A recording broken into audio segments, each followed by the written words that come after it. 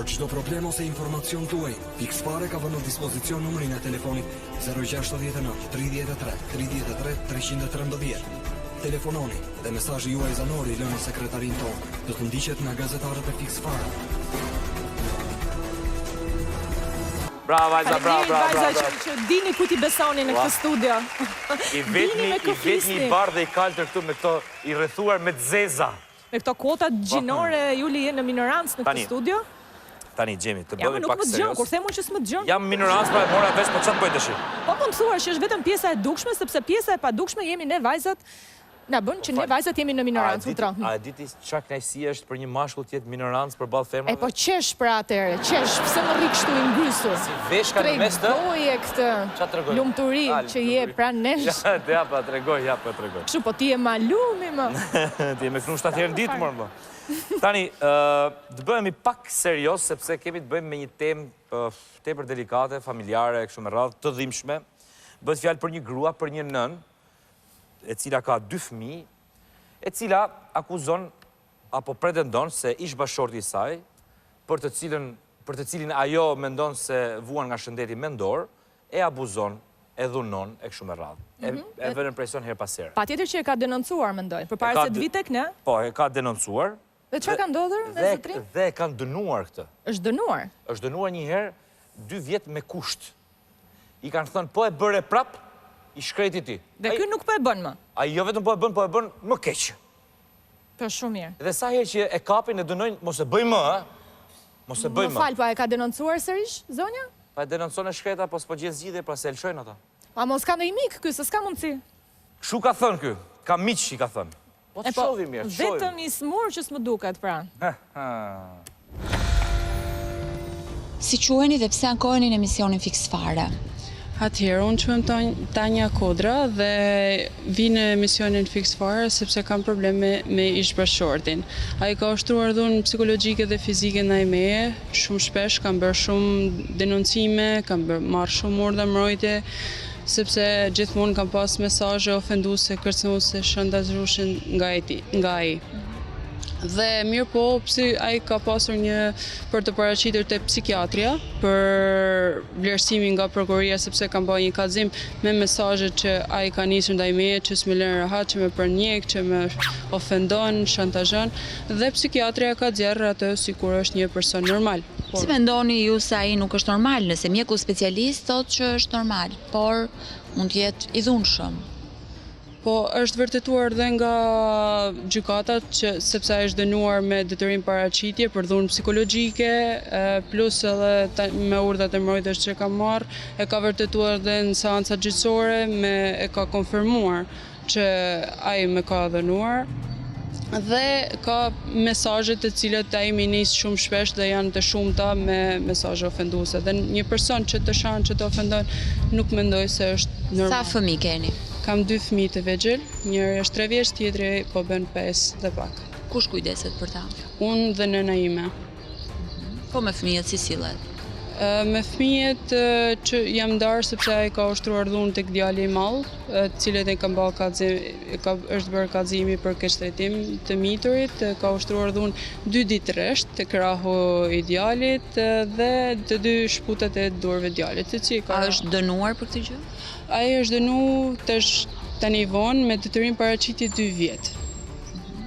Dhe ju e keni kallëzuar sërish? Atëherë kam bërë dhe kallëzim tjetër për dhunë psikologjike, të cilët janë nisur mesazhet në prokurori dhe kemi gjyqin së shpejti. Përse nuk prisni vendimin e prokurorisë dhe të gjykatës, po keni kërkuar ndihmën e emisionit Fixfare? Sepse ai nuk vlerësohet me masën e dënimit siç e meriton, sepse detyrim paraqitje me dhunën fizike që ka ushtruar ndaj djalit nuk më duket e drejtë dhe me dhunën psikologjike që ka ushtruar vazhdimisht gjatë këtyre viteve që nga momenti që kam njoft. Po dhunë fizike ndaj jush ka ushtruar? Po, ka ushtruar dhunë fizike ndaj meje. Ju keni treguar se keni patur edhe një abort për shkak të dhunës?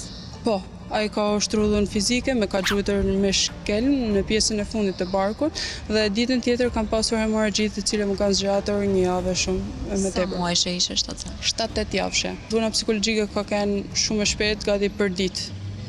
Pra i vazhdon të përndjek, të shantazhon, të kërcënon? Po. me vazhdon me mesazhe, nuk më lën qetë. Fëmijët i takon? I ka parë me kamera, i ka takuar dhe një herë, kur kam pas djalin e smur, kam qenë në spital, e ka pa djalin, kam pas me ble ilaçet, nuk është përgjigj, dhe nuk përgjigjet, është 2 vjet e më tepër, nuk përgjigj nga ana ekonomike as pak. Kujdestarinë e fëmijëve keni ju? Atëherë është dhe bërë divorci, mirë po gjyqtari ka vendosur që me i pa fëmijët 3 orë, domethënë 1 orë në çdo ditë të javës, dhe në fundjavë ti marr ai në shtëpi. Por fëmijët janë shumë të vegjël dhe kanë nevojë për kujdesin tim. Dhe ka lejuar që ti shoh pa prezencën time. Dhe unë nuk jam dakord dhe kam ankimu këtë dhe për zvendimin e apelit. Çfarë kërkon nga fiksi? Atëherë kërkoj nga fiksi që të vendoset drejtësia, sepse nuk mendoj se një person i tillë të kujdesit për fëmijë të vegjël dhe të merret masa e duhur për të, sepse masa detyrim paraqitet nuk është e drejtë për një person dhunues që ushtron dhunë fizike dhe psikologjike sistematikisht. Përse mendoni se mbron prokuroria apo gjykata dhe japin vendime lehtësuese për të? Sepse ai më thotë shpesh që kam një person të fortë në gjyqje dhe nuk mundet kush me mba gjë. Si quhet ish bashkëshorti juaj? Nart Kodra. Kë mendoni se ka? Nuk e di, nuk kam josi. Me çfarë merret ai në jetën e përditshme? Ai nuk punon, rrin ton ditën lokale, nuk e di saktësisht, nuk më tregon drejtën. Vjen pishëm vite kur jetosha me të, vite pishëm nuk çdo ditë. Sa vite ke jetuar me të? 4 vjet. Për 4 vite të ka dhunuar apo vetëm kohët e fundit? Atëherë, për 4 vite kam pas dhunë fizike dhe psikologjike nga ana tij. Pse? Cila ishte arsyeja? Xhelozia, fanatizmi, nuk pija, vite pishëm dhe nuk dite çabate.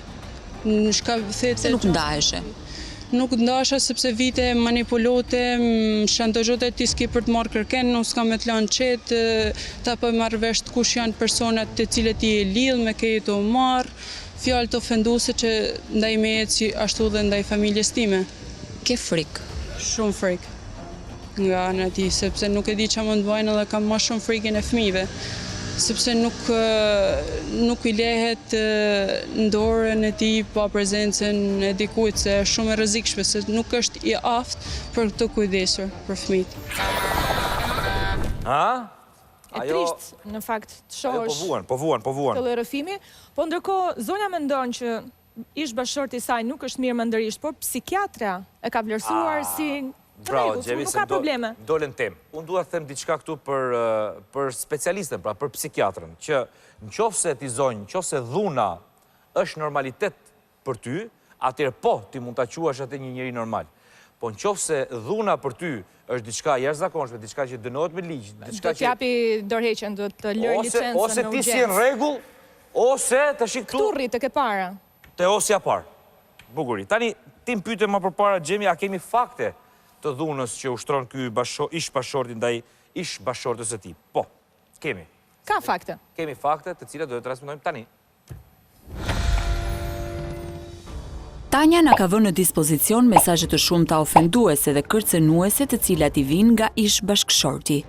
Ai në këto mesazhe është i qartë se ish gruan e tij nuk do e lë të jetojë më e qetë, duke i thënë se do jetë jeta e saj e zez si nata, dhe se personat me të cilët del a i di. Madje po mbledh fakte, duke qartësuar kështu se ai po e përndjek. Por përveç mesazheve, e dhunuara ka në dorë një vendim gjykate, ku ish bashkëshorti është dënuar për keq trajtim të miturish, pasi dhunoi djalin e tyre 3 vjeç.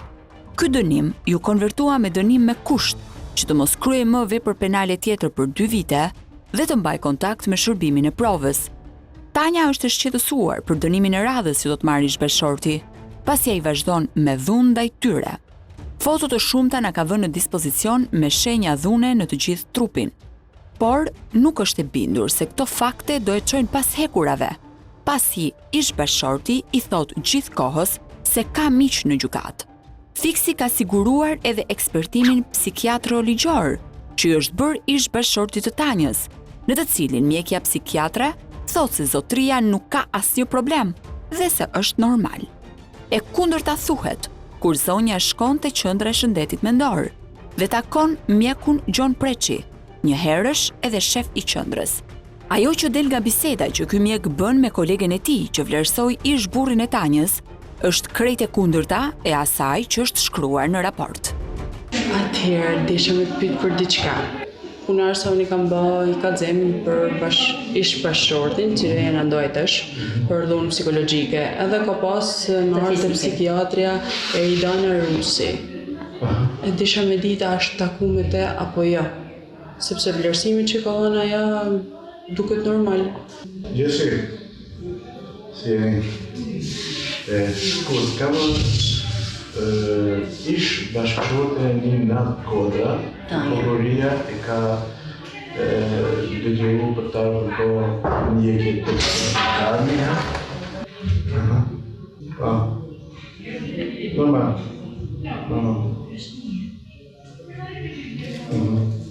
Jo, ideja është që ata një nda, po e të vazhdojnë të sondazhoje.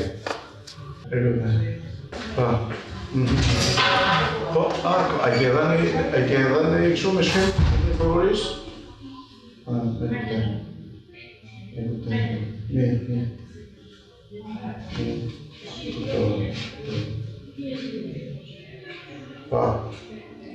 Po, në faktikisht edhe historia ata të regën, por vara një mundje psikopat që ne marrësh në përshnes. E ishte taku me të? Po, një psikopat edhe bon, e rëdhënos sistematik i gërus dhe i grave. Ti ke punë vetëm me policinë e prokurorisë, nëse ata nuk do të ndihmojnë me heq qafën, hajde prapë e të tregojmë në mënyra të tjera. Që tha Gjeni një delikuent, një psikopat, dhurus. Te kërëshur psikiatër, pse i kanë qitë normali, si i bëhet kjo? Se ke kërëshur e këto? Ne që do të mundesh me gjeti për klinika e tjetër. Atje gjejme? Ata në përshik të ditë dhe shëndosimi. Tanja pra e ka të faktuar dhunën dhe unë nuk e kuptoj se si mund të lihet jashtë një individ i tillë. Institucionet përkatëse apo organet kompetente duhet marrin masa me njerë se nuk i dihet. Këto raste nga njëherë degradojnë në drama familjare që pastaj bëhemi pishman që i lam të ndodhin. E kupton se më brapa s'ka Tanja nuk problem. dihet e sigurt as për veten e saj, po as për jetën e fëmijëve të saj me një baba të dhunshëm.